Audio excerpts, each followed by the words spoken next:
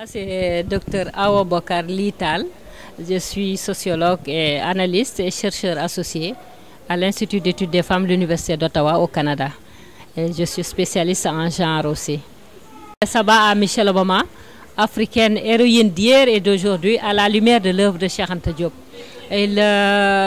Parce que ça entre dans le cadre de la rectification de ce que Cheikh Anta Diop appelait la falsification de l'histoire africaine. Cette Afrique qu'on est allé jusqu'à dire qu'elle n'avait pas d'histoire, et Sarkozy le répétait récemment que l'Afrique, son problème c'est de n'avoir pas être entré dans l'histoire.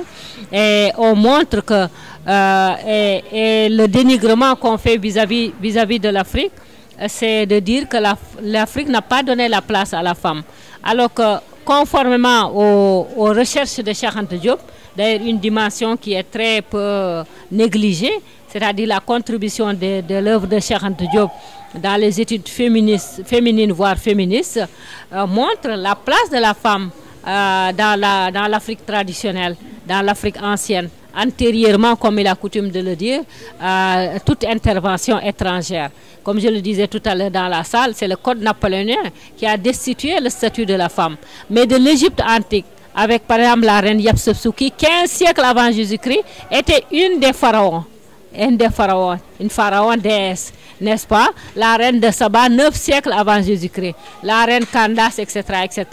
Dans l'Afrique traditionnelle, la reine Anzinga du Bénin, la reine Pokou de la Côte d'Ivoire, au Sénégal, la reine Dateyalla, la reine Djembonboj, les Lenguer, etc., etc. Donc les femmes étaient au pouvoir. C'est le système colonial qui a destitué le statut de la femme. Mais il est temps qu'on s'asseye pour réécrire l'histoire de l'Afrique et replacer les femmes dans les pages glorieuses de l'histoire africaine, parce qu'elles ont écrit des pages extrêmement, et mon livre contribue à cela.